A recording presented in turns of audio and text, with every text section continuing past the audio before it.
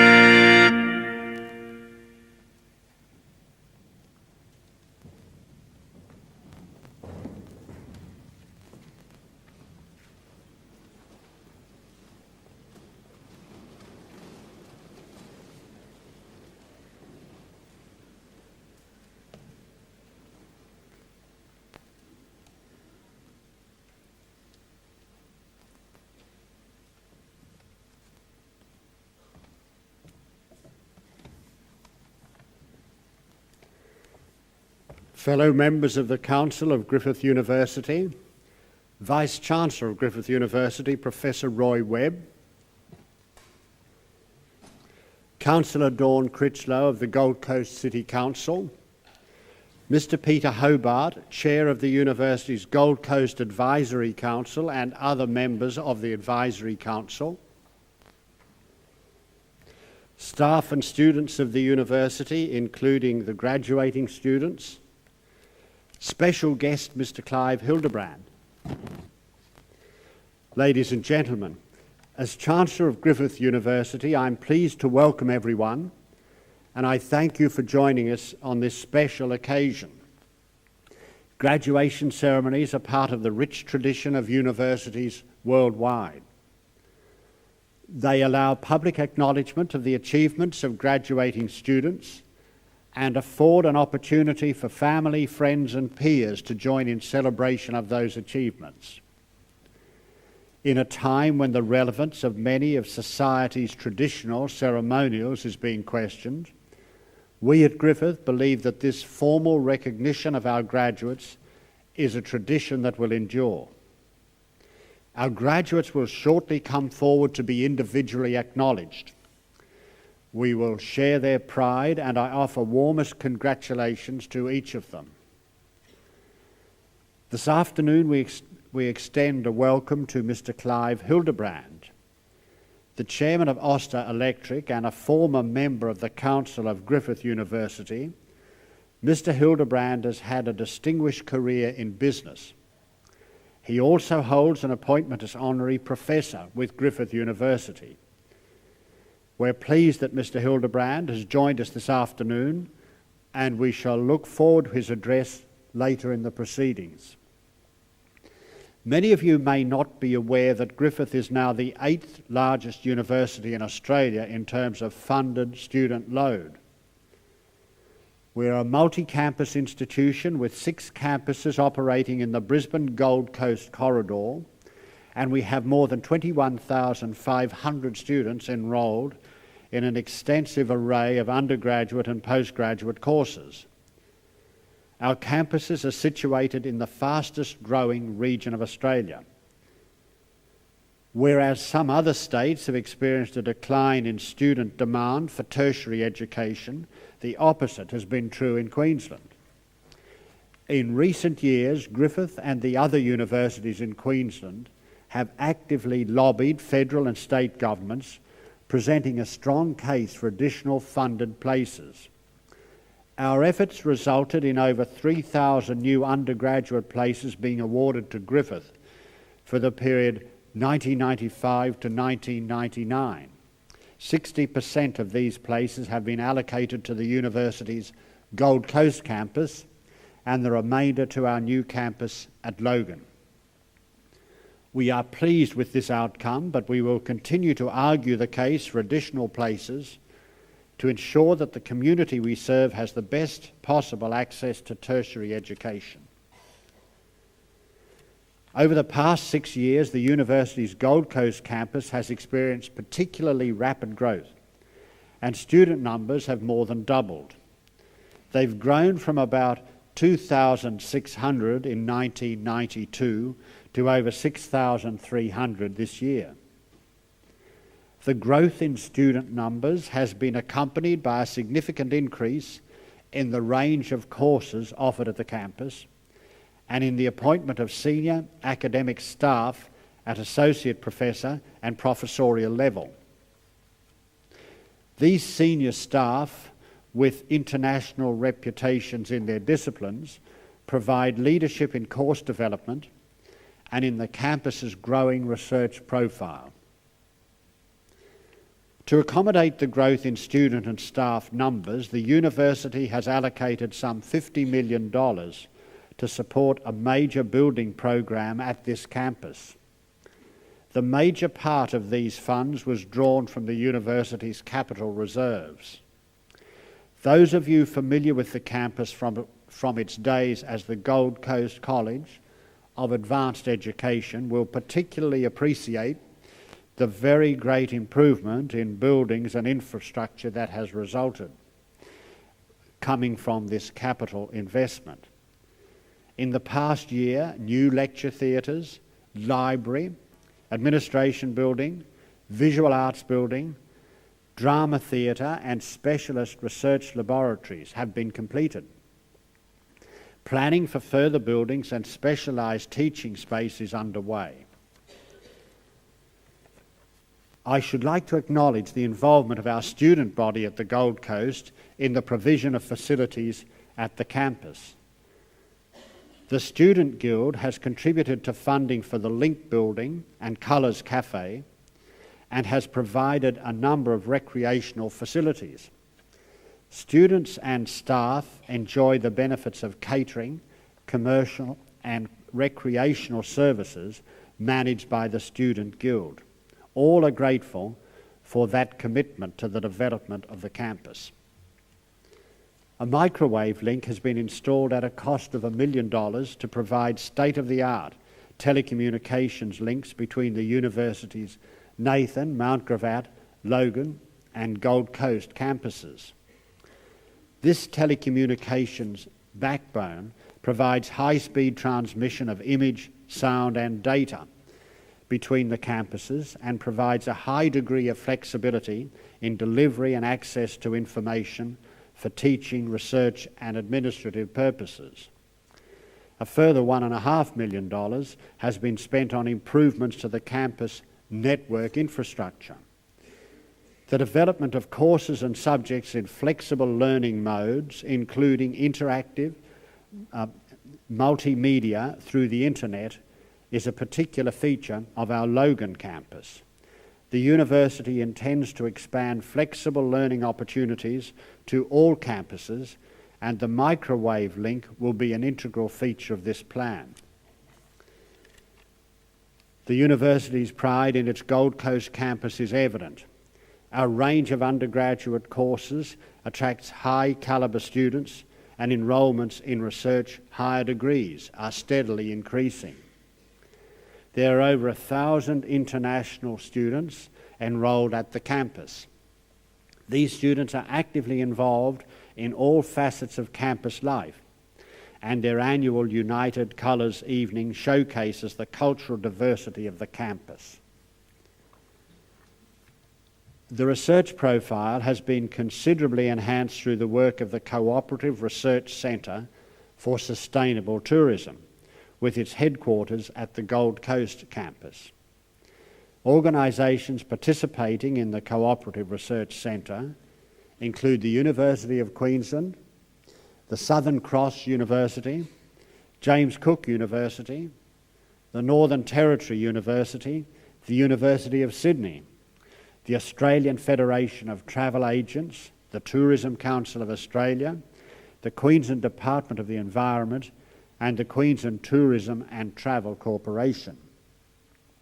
Molecular genetic researchers in the School of Health Sciences are undertaking a $2.4 million research project funded by Gemini Research, a British-based company which is developing an international database to house clinical information concerning genetic patterns in twins and their siblings.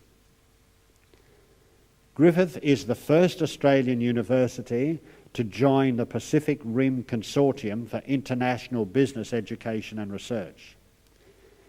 Consortium membership is drawn from 27 elite universities in 11 countries to further develop international business education excellence. Membership of the consortium also provides opportunities for staff and student exchange between member institutions. These features will be of particular interest to students seeking to take part of their studies abroad. Membership of the consortium and the range of international agreements that exist between Griffith and the universities worldwide will assist our students in obtaining work experience with multinational firms in employments abroad. Our students graduating this afternoon are from the School of Engineering, the School of Applied Sciences, the School of Information Technology, the School of Exercise Science and the School of Nursing. Professor Yu Che Lu, head of the School of Engineering, represented Griffith University as part of the Mayor of the Gold Coast City Council's delegation to China in October. The Vice-Chancellor and Professor Lu will travel to Beihai in the near future to sign a memorandum of understanding between Griffith and Beihai City Government.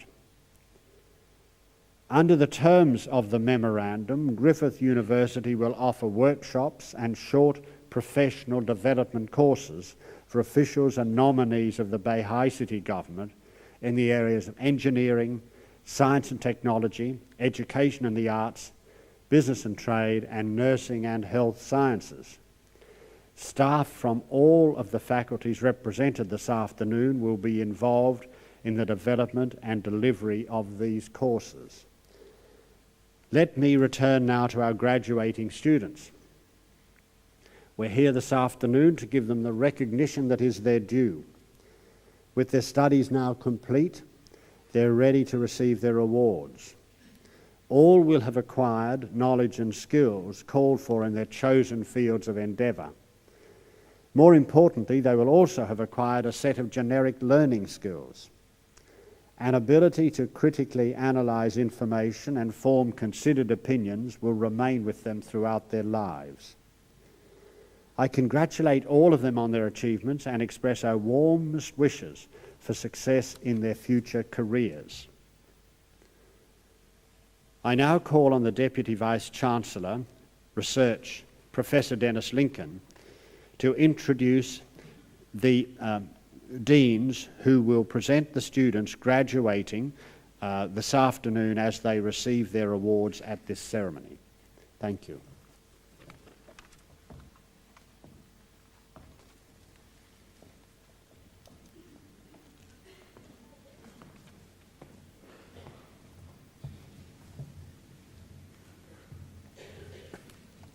Chancellor, Professor Barry Harrison, Dean of the Faculty of Engineering.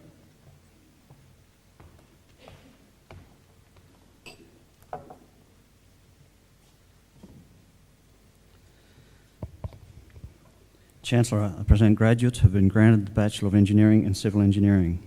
Lemon Baker.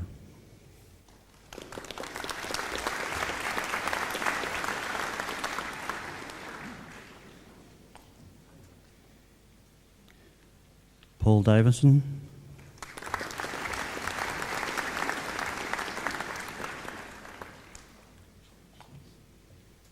Stephen Elliott.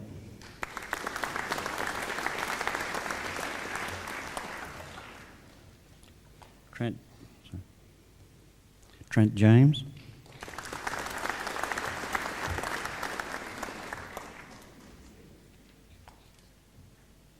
Peter Johnson.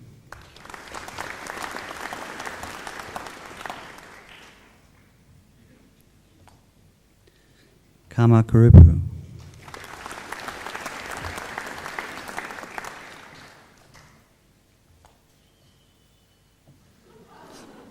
Martin Payne.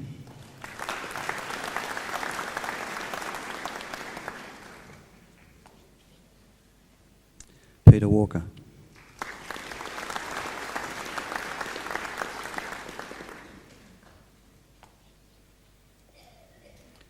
Chancellor, I present graduates who have been granted the Bachelor of Engineering with First Class Honours in Civil Engineering. Michael Chilvers.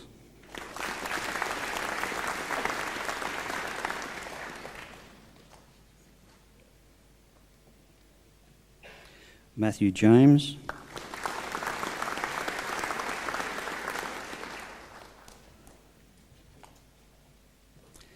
Angela Salzman.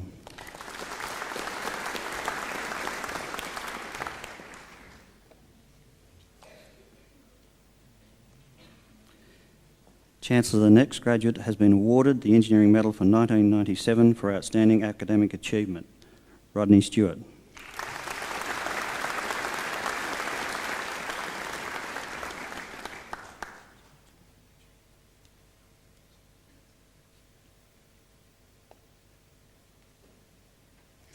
Chancellor, I present a graduate who has been granted the Bachelor of Engineering with Second Class Honours, Division A in Civil Engineering.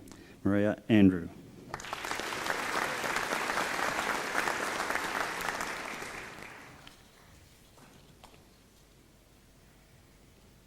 Chancellor, I present graduates who have been granted the Bachelor of Engineering with Second Class Honours, Division B in Civil Engineering.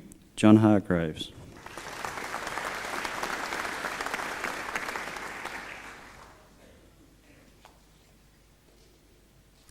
Christopher Jeffrey.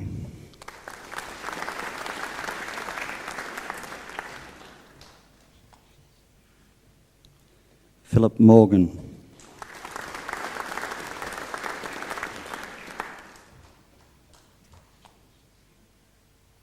Trevor Mudge.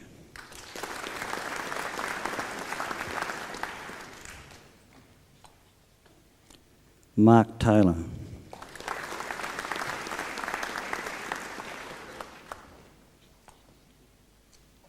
Malcolm Tilgner.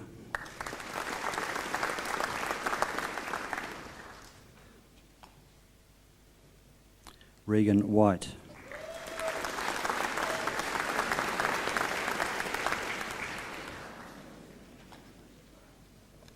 Chancellor, that concludes the presentation of graduates of the Faculty of Engineering.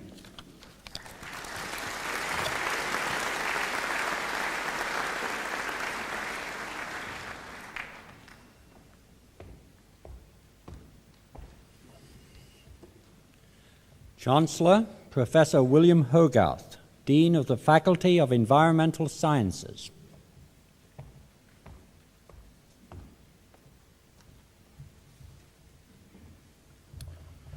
Chancellor, I present graduates who have been granted the Bachelor of Science. Monique Backer.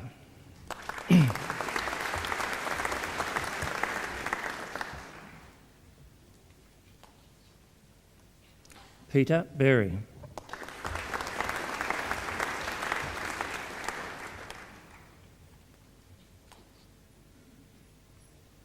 Ross Calder.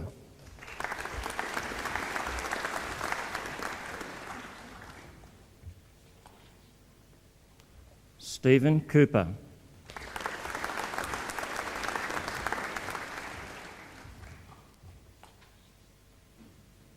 Mark Decker.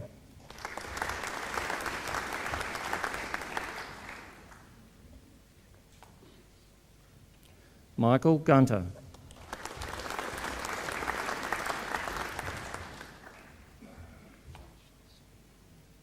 Renee Hines.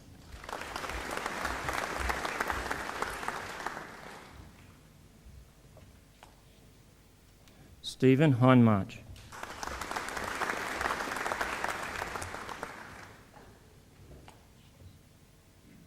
Philip Leach.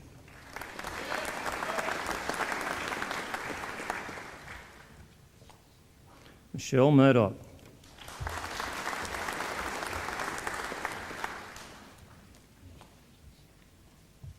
Chancellor, the next graduate has also been awarded the Applied Science Medal for 1997 for outstanding academic achievement, Jonathan Nichols.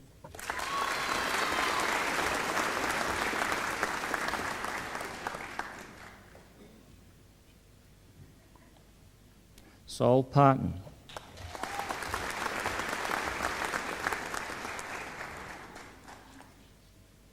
Cole Pushman.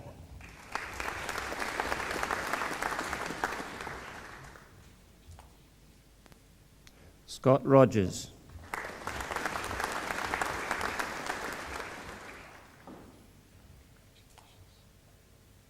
Stephen Rogers.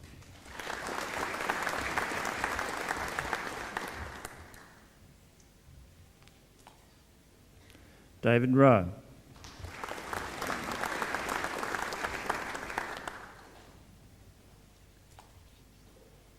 Pascal Scherer.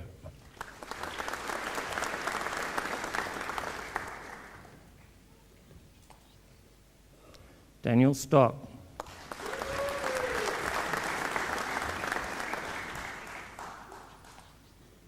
Craig Thompson.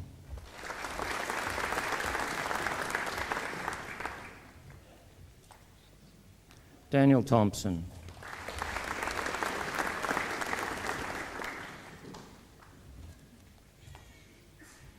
Nicole Thayer.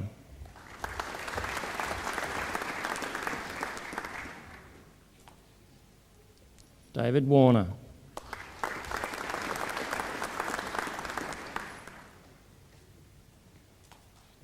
Prue Williams.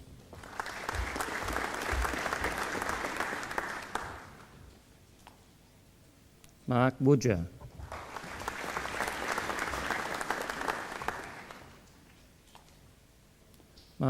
John Zakos.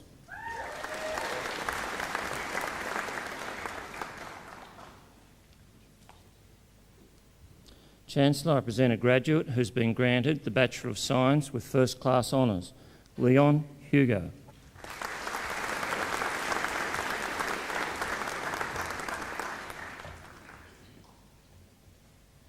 Chancellor, that concludes the presentation of graduates of the Faculty of Environmental Sciences.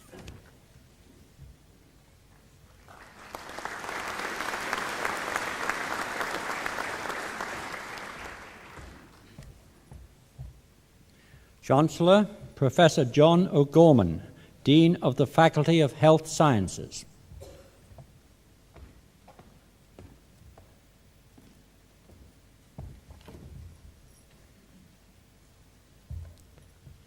Chancellor, I present graduates who have been granted the Bachelor of Exercise Science. Darryl Allart.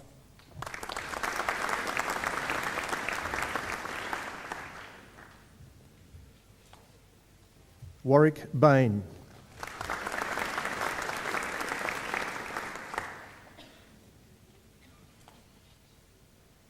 Carly Bell.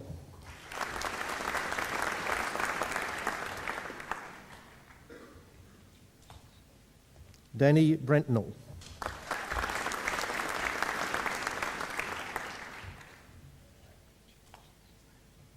Kristen Cole.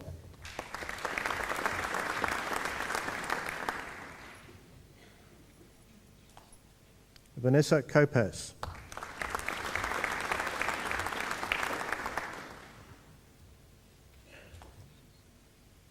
Julie Dixon.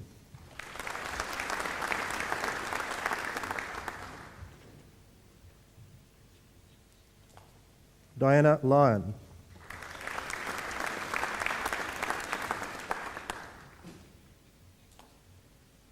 Paul McLean.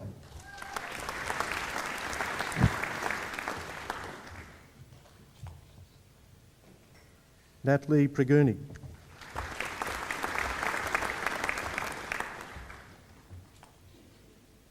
Simon Skews.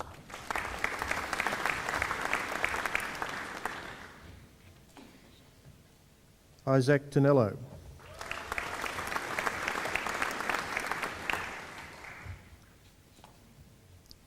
Kristen Trezona.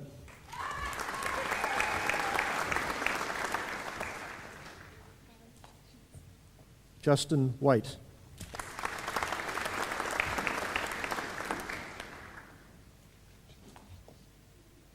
Martin Windsor.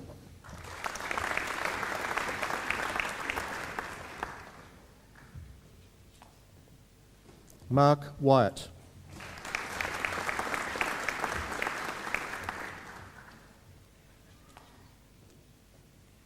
Chancellor, I present graduates who have been granted the Bachelor of Health Science. Philip Bowler.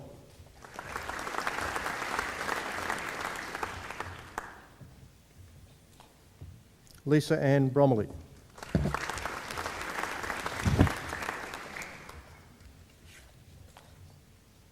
Chris Curry.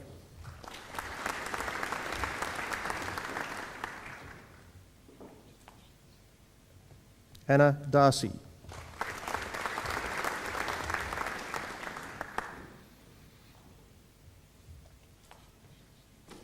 Nicole Gard.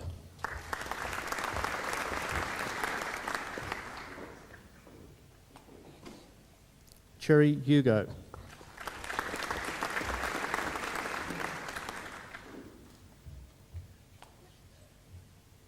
Matthew Parry.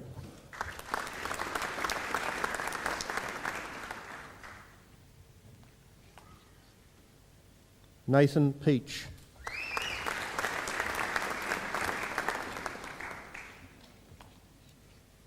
Kerry Phelps.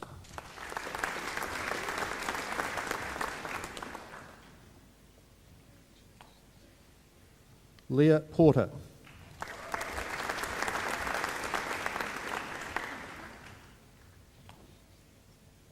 Kevin Roy.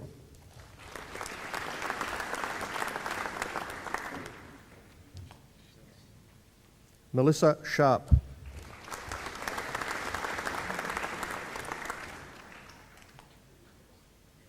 Deborah Spears.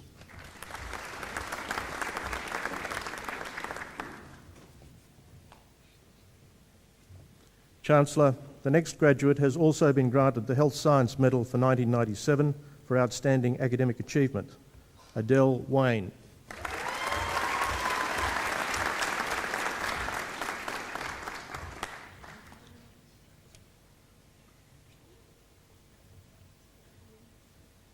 Adam Wardrope.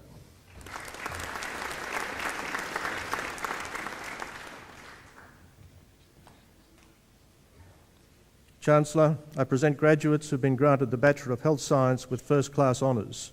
Joanne Curran.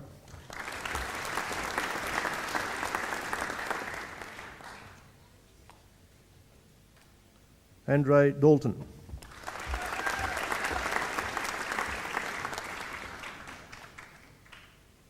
Nicholas Deftros.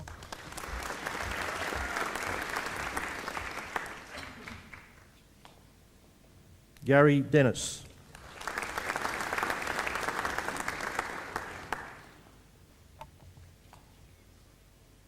Chancellor, that concludes the presentation of graduates of the Faculty of Health Sciences.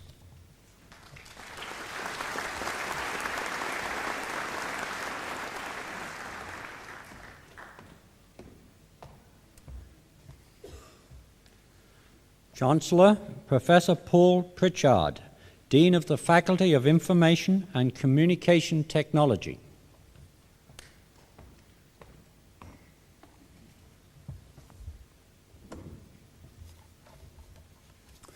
Chancellor, I present graduates who have been granted the Bachelor of Information Technology. Philip Cranfield.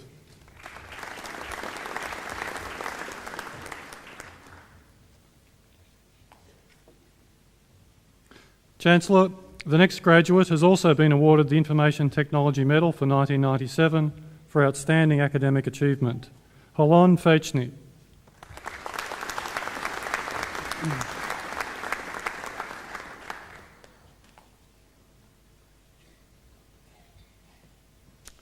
Keith Foley.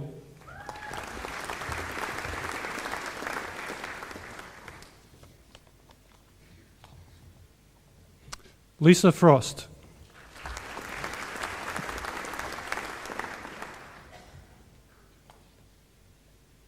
Anthony Gray.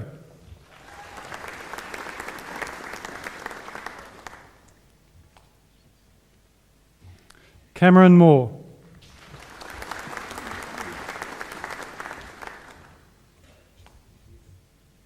Ryan Moore.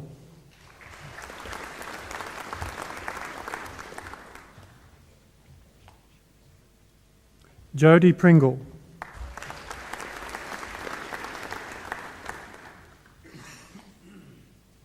Scott Reinhardt.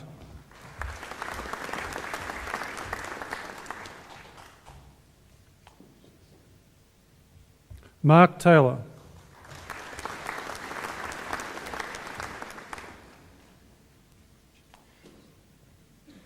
Chancellor, I present graduates who have been granted the Master of Computing. Roar Hakavik.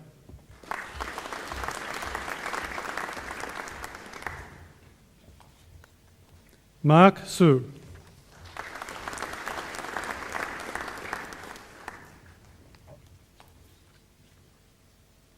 Christopher Lane.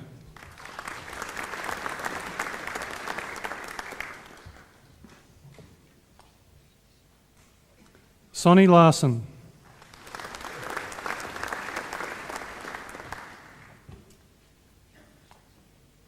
Jiangwang Wu.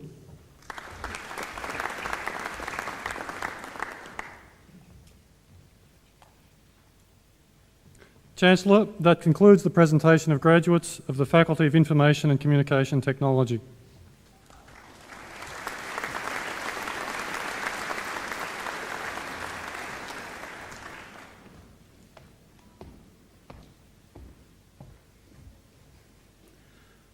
Chancellor, Professor Anne McMurray, Dean of the Faculty of Nursing and Health.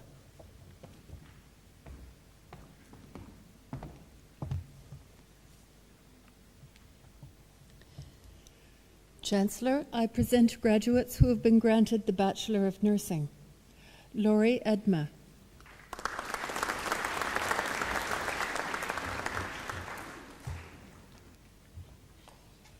Marnie Andrews.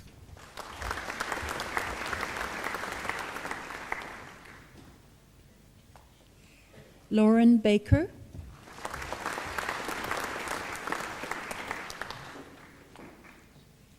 Carrie Barber.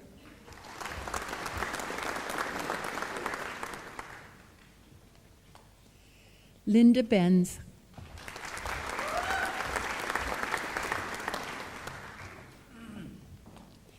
Amanda Boland.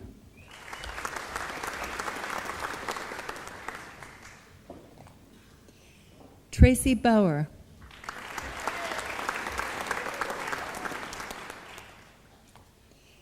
Sandy Bryan.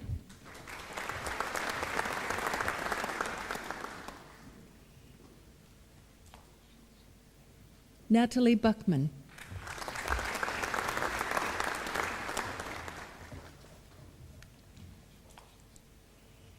Yvonne Cave.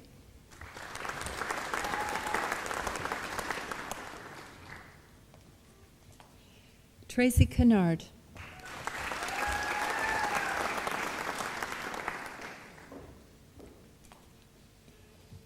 Leanne Carney.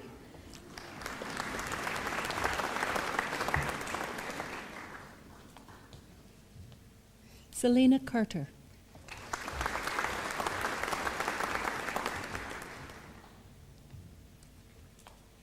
Leonie Clancy.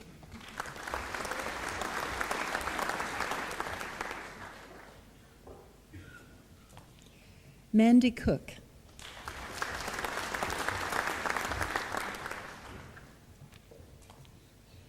Julia Crilly.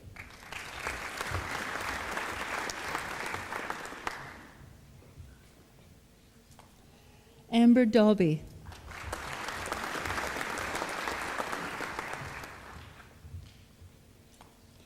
Martin Daly.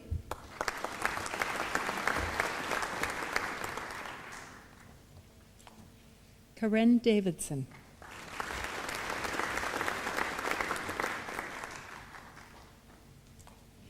Jenny Durnan.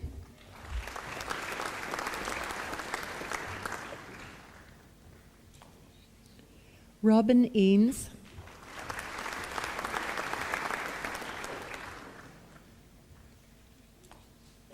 Haley Ellen.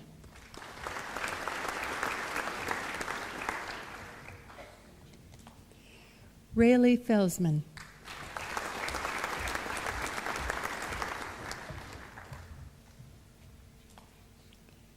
Jillian Fisher.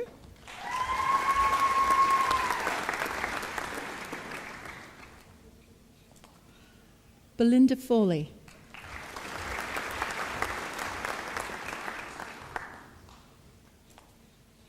Daniel Folco.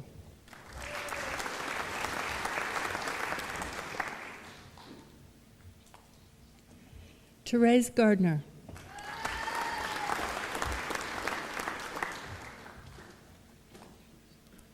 Tracy Lee Goller.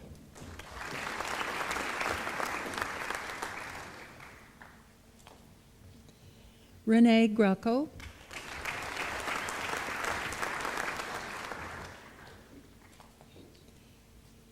Cheryl Hardy.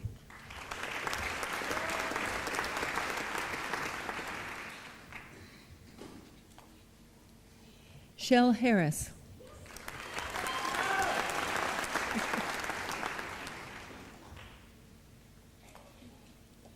Jennifer Hartwig.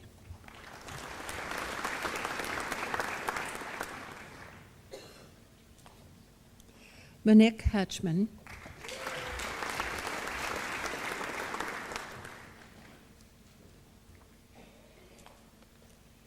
Sandra Heiner.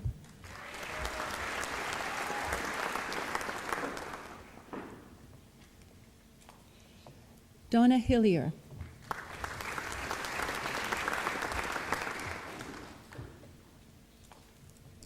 Sherry Hosseini.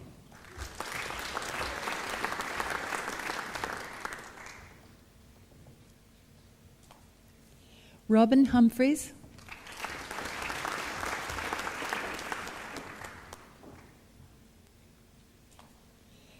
Lisa Kennedy.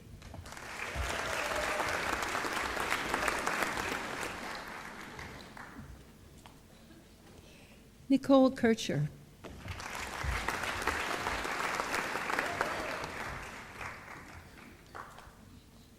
Colin King.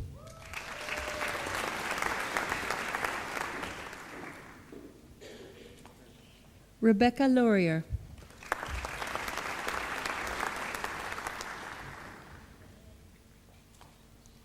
Kylie Lawrence.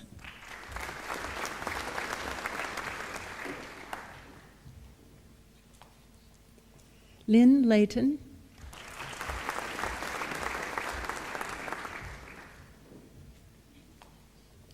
Leslie Manu.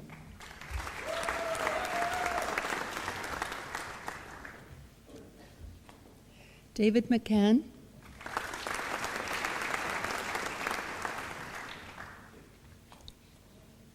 Deborah McCormick.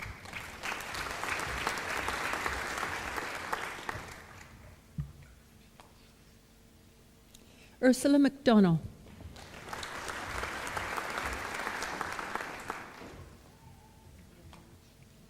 Pam Mackerlane.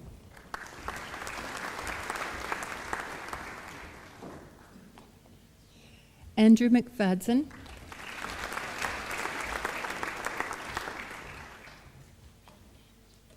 Linda McIntyre.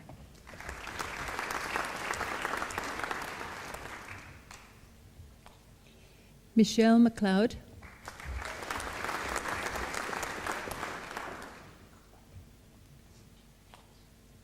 Kate Mignani.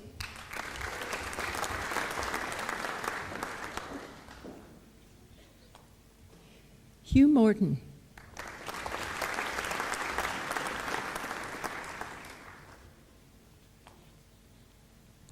Gay Mowbray.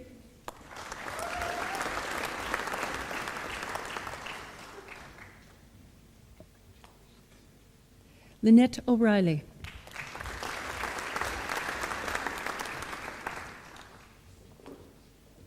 Damien Orrell.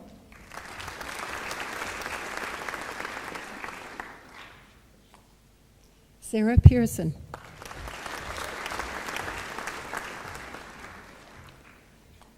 Sarah Phillips.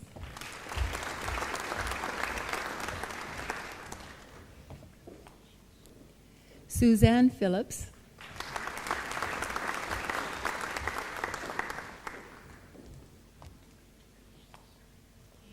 Miriam Finn.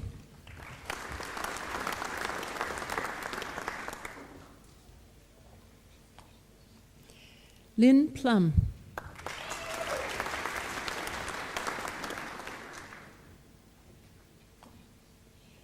Michelle Podger.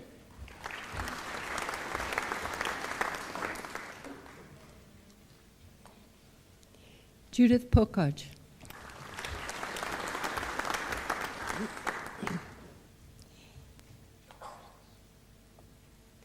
Chancellor, the next graduate has also been awarded the Nursing Medal for 1997 for outstanding academic achievement. Avriel Porter.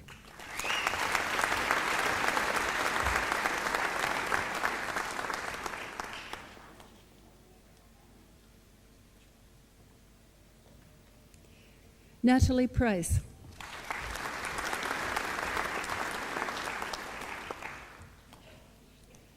Kathy Raddick.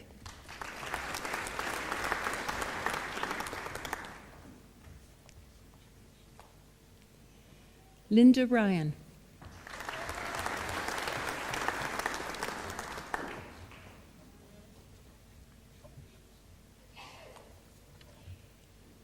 Justina Scott.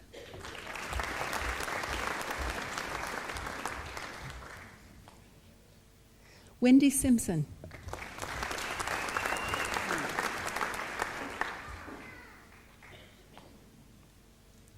Barbara Sprague.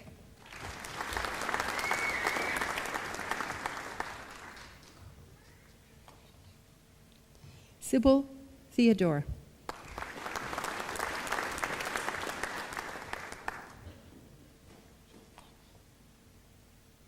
Nicolette Thornton.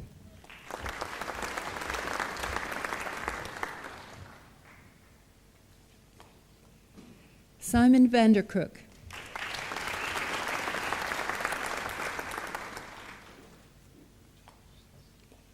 Gillian Voisey,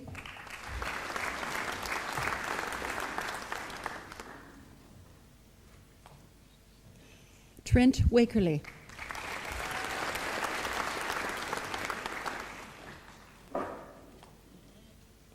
Rhonda Wright,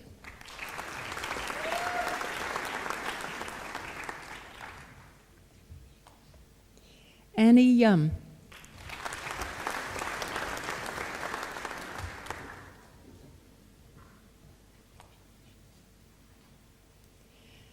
Chancellor, I present a graduate who has been granted the Graduate Certificate in Critical Care Nursing, Anne-Marie Plumley.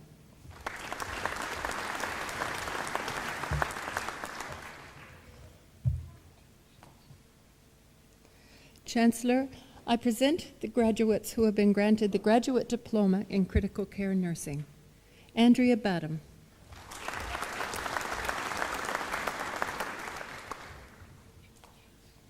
Kim Brisky,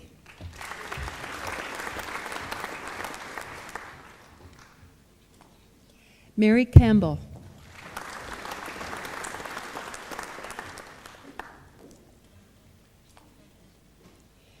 Carol Dennis,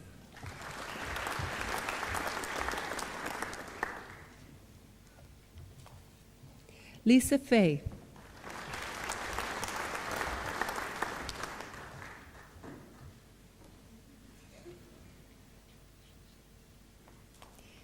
Kim Goldsworthy,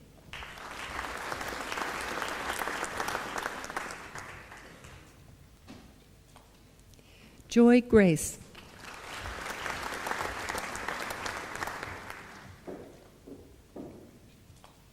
David Grambauer,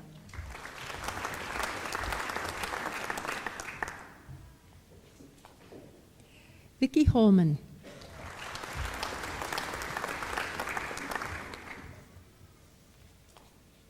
Deborah Johnson,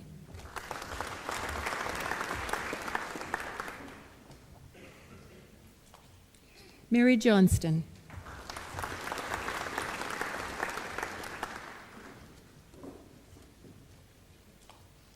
Teresa Kelly,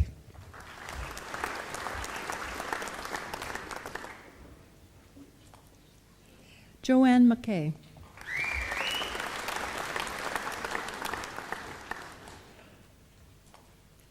Karen O'Neill Griffin,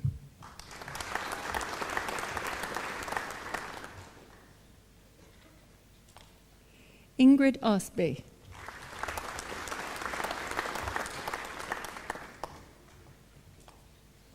Anthony Poole,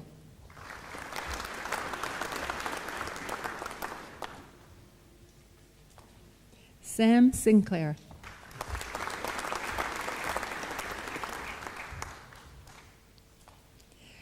Roz van der Voeren,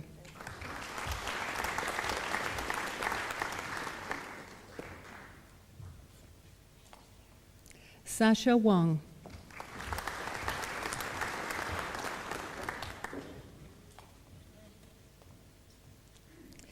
Chancellor, I present graduates who have been granted the Graduate Diploma of Emergency Nursing. Tracy Bennett,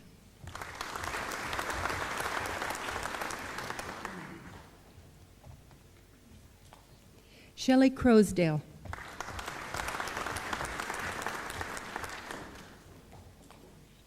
Michelle Cunningham,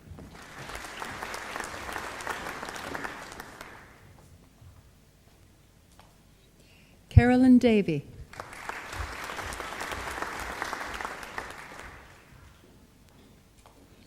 Megan Harden,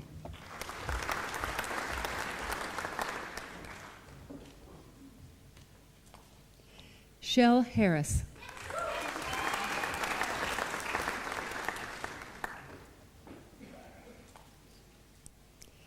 Margaret Hobbs,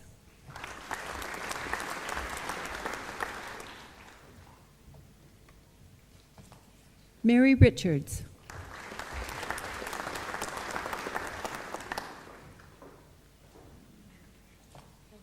Charmaine van der Ruyden,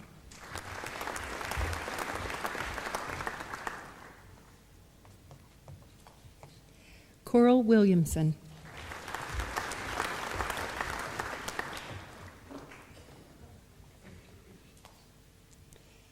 Chancellor, I present two graduates who have been granted the Master of Critical Care Nursing. Jennifer Hunting.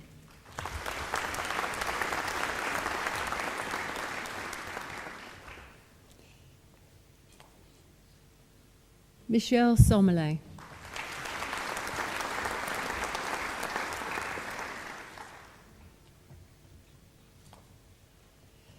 Chancellor, I present graduates who have been granted the Master of Nursing. Marjorie Braithwaite.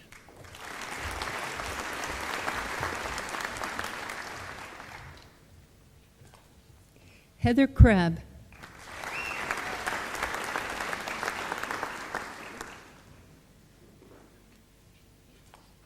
Kim Ryle Manley.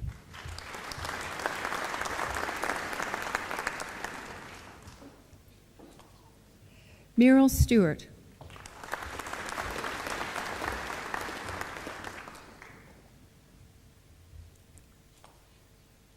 Joan Thomas.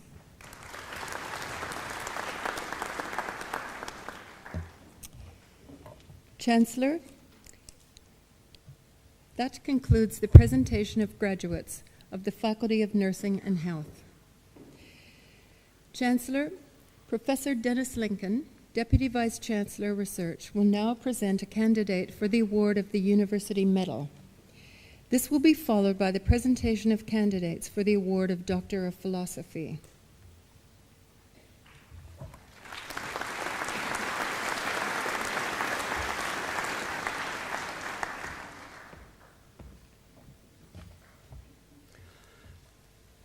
Chancellor, the University Medal may be awarded to a graduate who has completed the requirements for both a bachelor's degree of the university and a degree with honours in recognition of academic excellence.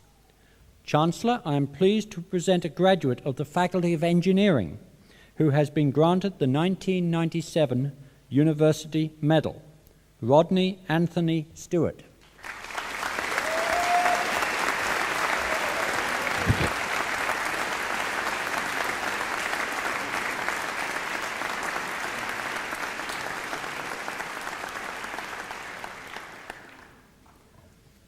Chancellor, before proceeding with the presentation of graduates who have been granted the degree of Doctor of Philosophy, I will, with your permission, read a citation introducing each of those graduates.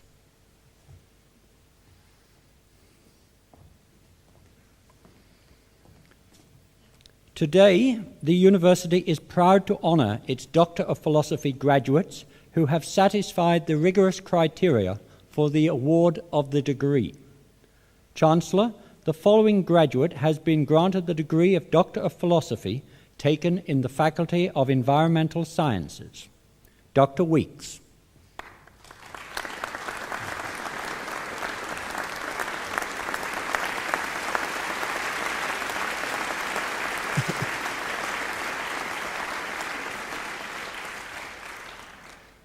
Dr. Weeks' study focused on quality assurance and improvement in environmental training, which he feels is increasingly important for Australian tour operators, both for passenger commentaries and for permits to operate in national parks and conservation reserves.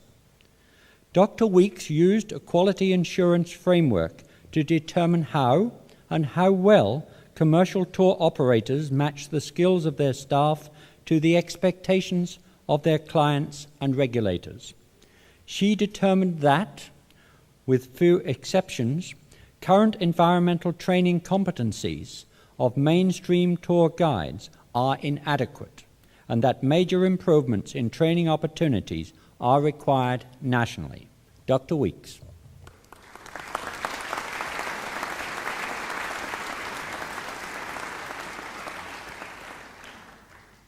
Chancellor, the following graduate has been granted the degree of Doctor of Philosophy taken in the Faculty of Health Sciences. Dr. Harrison.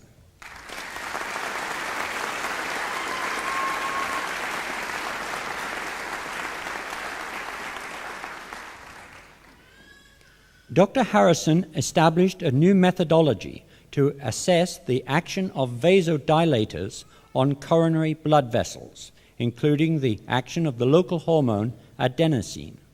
He used microdialysis to map the production of this hormone in areas of myocardial infarction, and magnetic resonance techniques to study the relationship between energy metabolism and adenosine levels during myocardial ischemia. These studies have contributed substantial new information to our knowledge of the heart in health and disease. Dr. Harrison.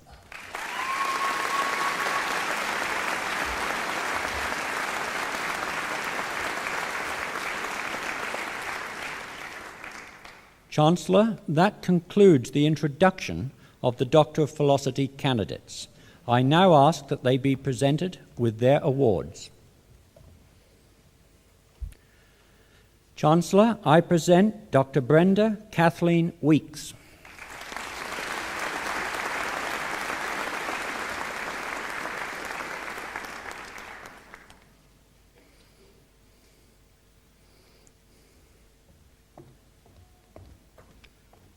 Chancellor, I present Dr. Glenn John Harrison.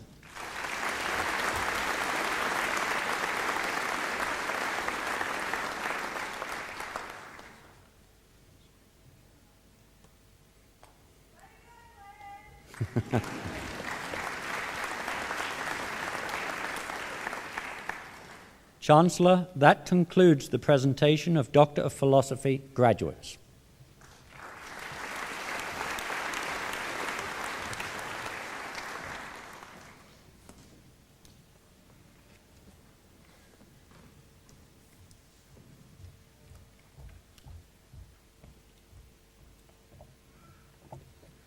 Ladies and gentlemen, there will now be a brief musical interlude performed by the Queensland Conservatorium soloists.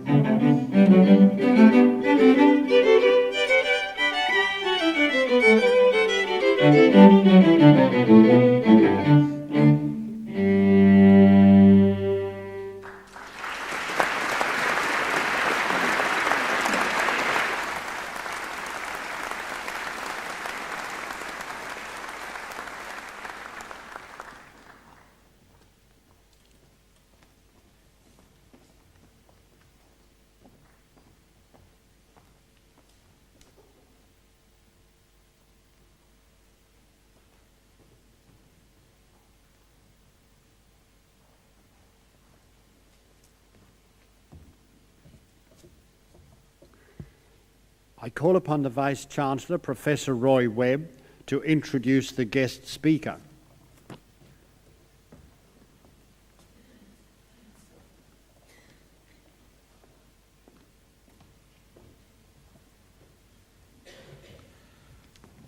Chancellor, our guest of honour, Mr Clive Hildebrand, was born in Gladstone, Queensland 60 years ago.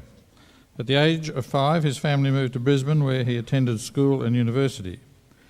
He graduated Bachelor of Engineering in Mining Engineering in 1960, and in that year proceeded to Oxford University as Queensland's Rhodes Scholar. There he studied philosophy and politics with economics majors, graduating Master of Arts.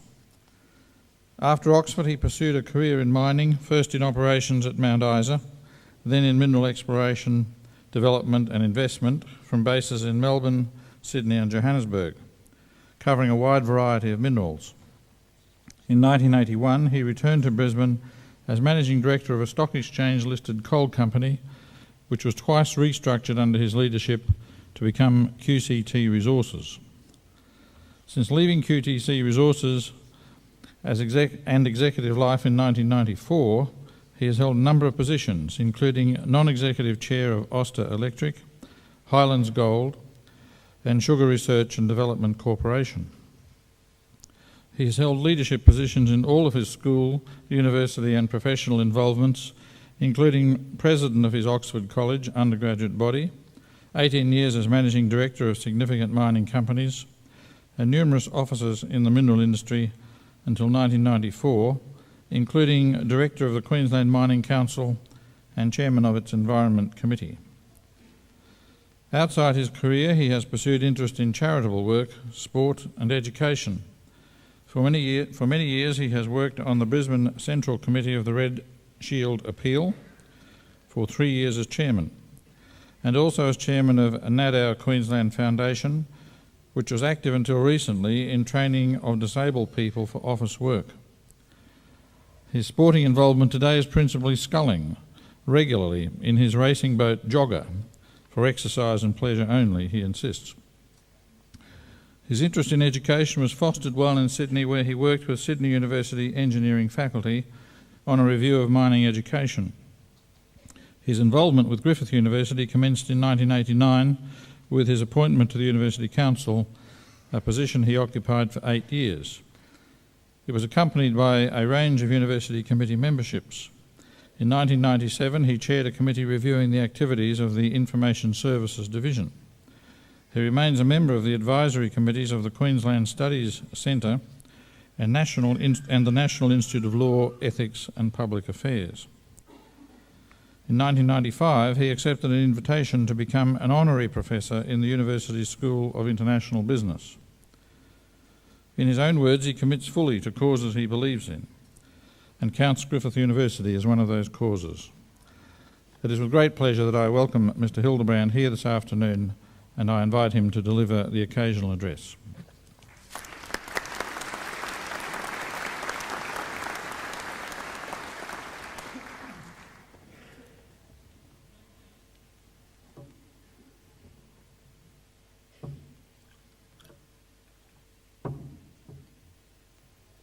Chancellor, Mr John McCrossan, Vice-Chancellor, Professor Webb, Mr Hobart, councillors and staff of the campus, friends of Griffith, and most important, students and graduates.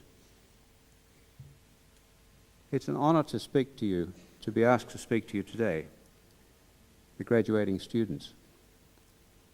And I must say that while I take responsibility for everything I'm going to say, if you are grading what I say, I've been greatly assisted by consulting my wife. We've raised 4 children who are barely many years ahead of yourselves. From my visits here over the years to the Gold Coast, I know that you're graduating from a campus with a growing spirit of lively inquiry in the best of university traditions. Your ceremonials remind me of those of my own graduation, but of course the surrounding social and economic circumstances have changed greatly. On my graduation in 1960, the United Nations Development Decade was ahead, which was aiming, largely unsuccessfully, to bring together the poorer and the richer nations and close the wealth gap. There were very large resource projects about to go around the world to meet the demand from heavy industry, And in our area, the Japanese steel resurgence in particular made big demands upon Australia to supply raw materials. Jobs were plentiful, of course, for an Australian mining engineer graduate, but also plentiful for work entrants around the world, generally. Then there was the prospect of long-term employment, possibly lifetime career employment with the one employer. It was tempting to reminisce about the past, but for all of us, and particularly you, the graduates, what lies in the future is far more interesting. I wish to explore selected factors that will be relevant to your working life, and I'd like to start with a comment on value and wealth, then comment on how you might fit in.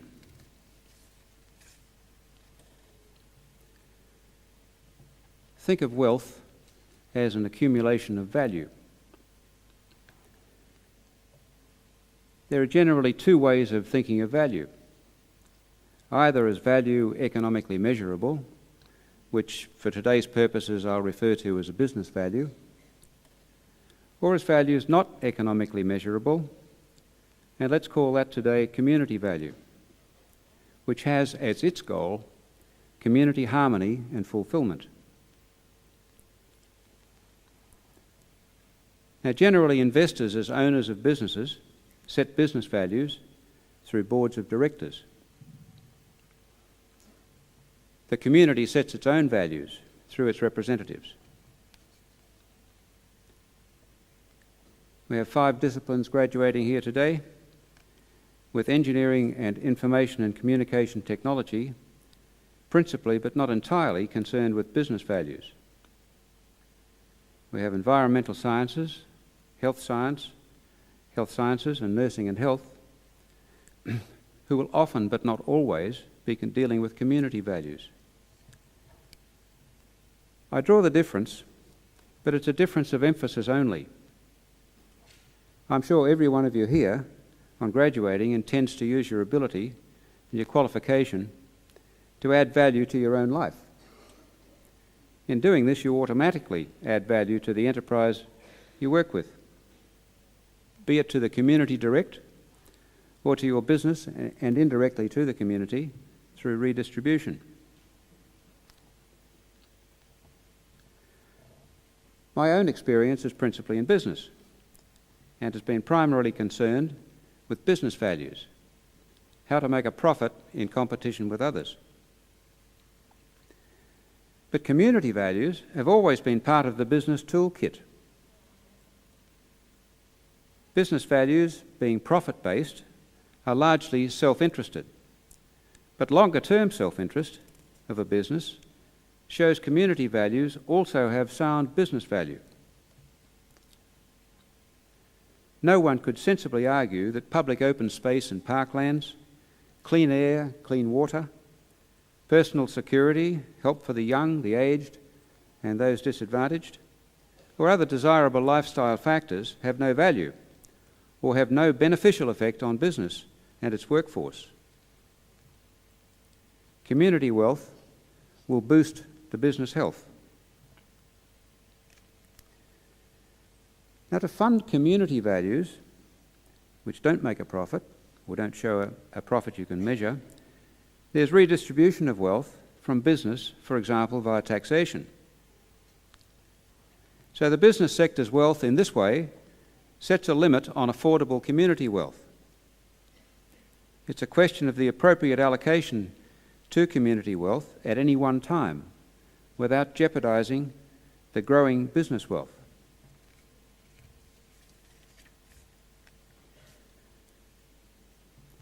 I know it's likely that among the graduates here today, there are those who are already successful investors with extensive knowledge on the subject of how business wealth grows. But I also know that many more young people can emerge from an education, even with high honours, but with limited knowledge of the central importance of business wealth creation and limited confidence in planning their own financial future. In many cases, they are, at least initially, they have little interest in wealth beyond a living wage and an interesting job. But as a citizen, the issue concerns everyone equally, as jobs and community function depend on it. A business can only commence if it's able to invest funds with the promise of a profit. It can only continue if the actual profit is satisfactory to the investor. So profit then is a measure of value, which goes to the owner as a growth in value of his business or as dividends.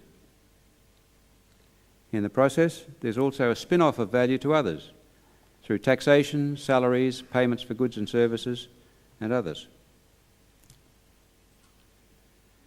Now, a business or a country only grows in relative importance if it performs better than average. In business, there's almost no chance of staying in the one place. Things either get better or they get worse. So I'd rather focus on the better than average performance needed to go forwards. So far, I haven't talked about people. Apart from people by being by far the most interesting subject, they also by far the most valuable resource. So people considerations occupy the rest of my talk. Just where do we all fit in? Now, in my experience, people perform to their own expectations. If people expect little, if they have little sense of self-value, a poor opinion of their own worth, then they'll achieve little.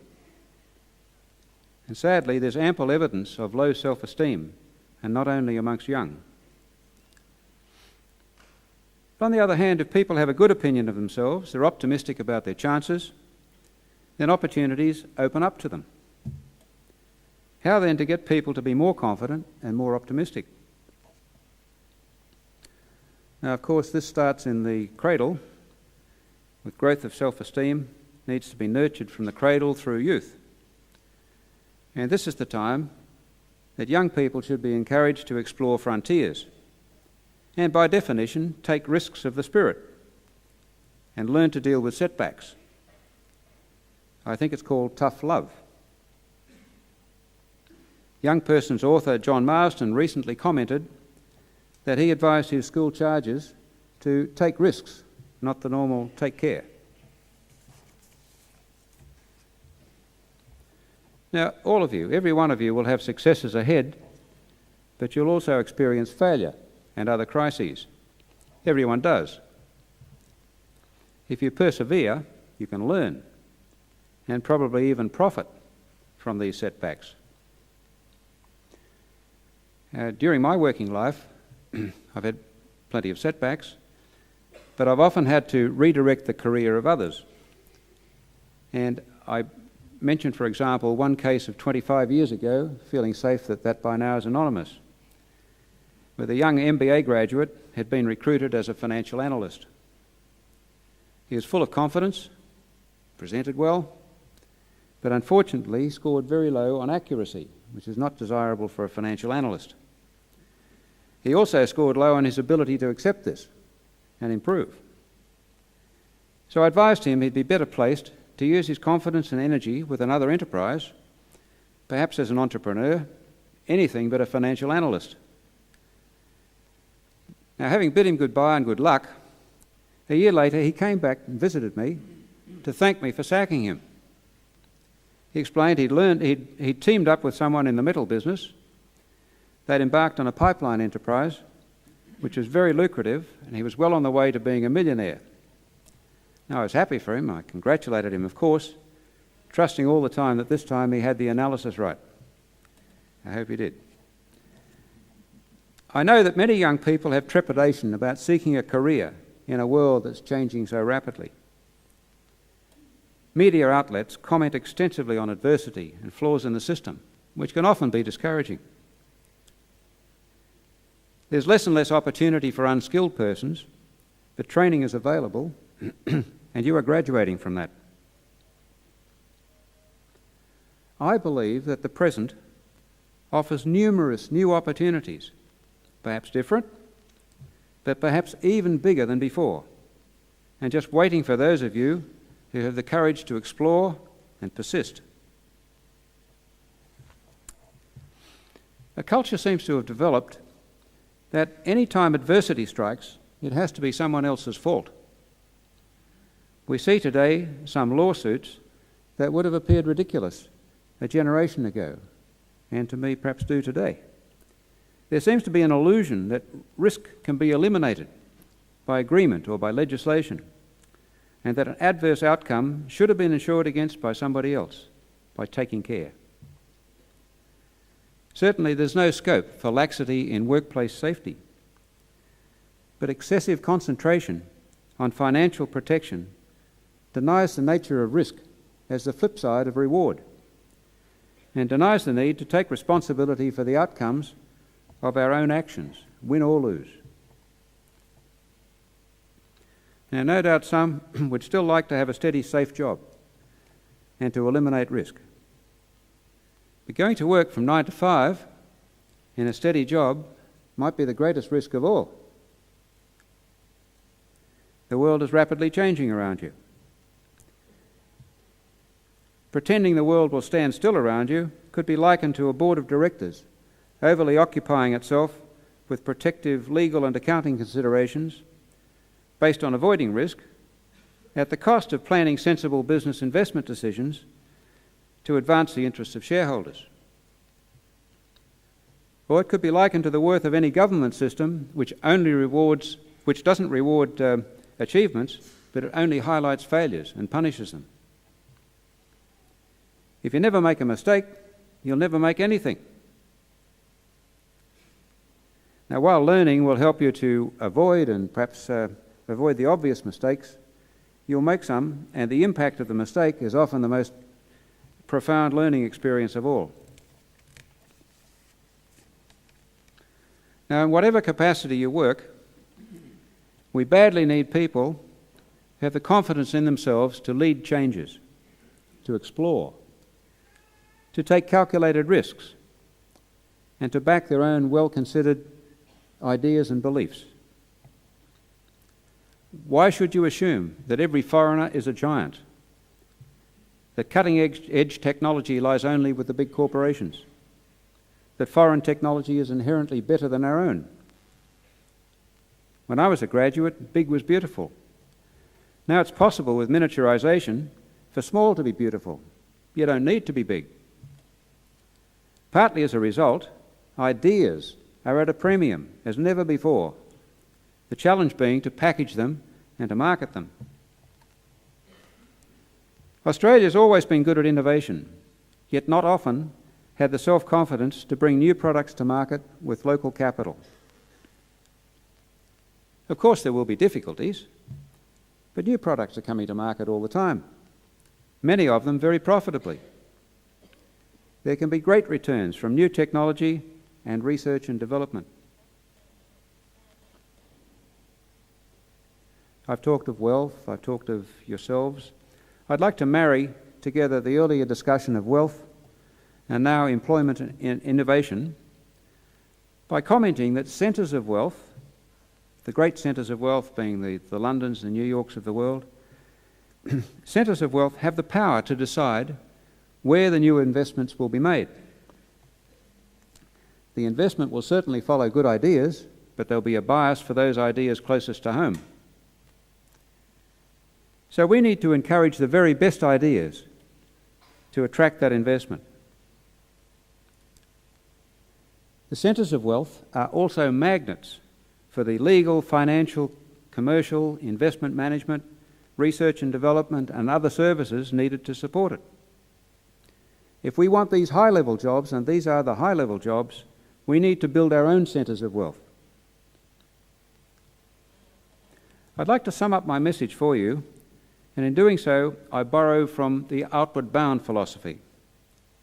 And the outward bound movement, as many of you would know, was inspired by the belief that survival and well-being depended at least on one's mental as on one's physical strengths.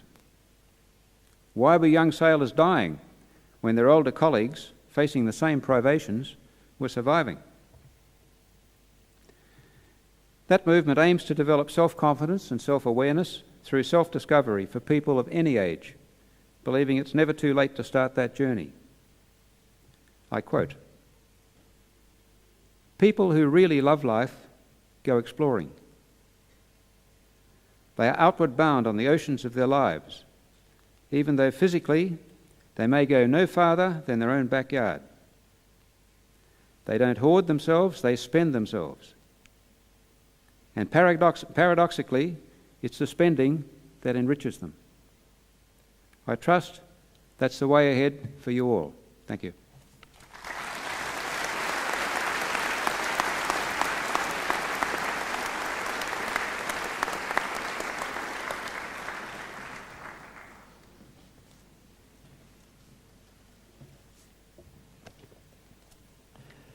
Chancellor Mr Justice McCrossan, Vice-Chancellor Professor Webb, ladies and gentlemen, it gives me much pleasure in expressing a vote of thanks to our distinguished guest, Mr Clive Hildebrand.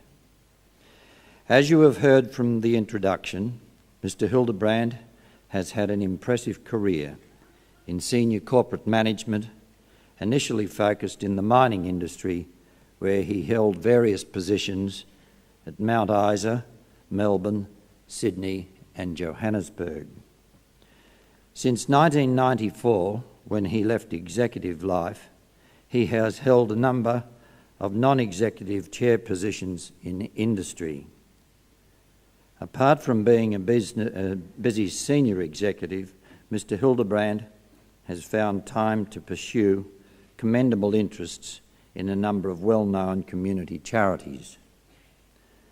Mr Hildebrand commenced by explaining to us the position that existed for employment some 40 years ago, where jobs were plentiful and heavy demand that existed particularly for raw materials from countries such as Japan, who were developing their industries in post-war years, hence created prospects for long-term, possible lifetime careers with one employer. He then went on to explain that he believed the future for graduates today was vastly more interesting. Mr Hildebrand supported this observation, firstly by developing the theme, wealth and value, and asked that we see wealth as an accumulated value, and explained there were two ways of viewing value, namely business value and community value. He then skillfully related one to the other, and then showed how, in the longer term, that community wealth cannot exist without business wealth, and hence, if we wish to have more community wealth, then it behoves us all to understand, support and encouragement the development of business wealth. Mr Hildebrand then explained how business wealth grows and that a successful business cannot exist without profit, and a product of profit is job creation and taxation, the latter which is in some measure goes to creating community wealth. Mr Hildebrand then discussed people, which was described as being our most valuable resource. He explained the value of self-worth and how necessary for us to be optimistic, creative, and to lift our self-esteem, and how in this changing world the present offers numerous opportunities for people with energy, determination and courage. We need people who are risk takers, have confidence in themselves, to lead the changes that are necessary and inevitable. Mr Hildebrand explained the value of the outward bound movement and how it aims to develop self-confidence, self-awareness through self-discovery for people of all ages. How people who love life go exploring, do not hoard themselves, but spend themselves, which enriches them. He concluded by asking, is this not the way ahead for us all? Ladies and gentlemen, I believe we have been fortunate today in having Mr Hildebrand, an eminent Australian, give us his interesting address. I now ask that you might join with me in thanking him with acclamation.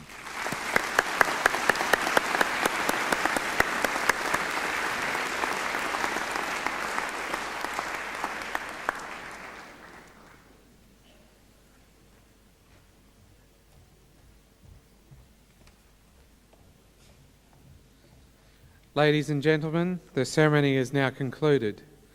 When the fanfares begin, please rise and remain standing as the dais party, the staff procession and the graduates retire.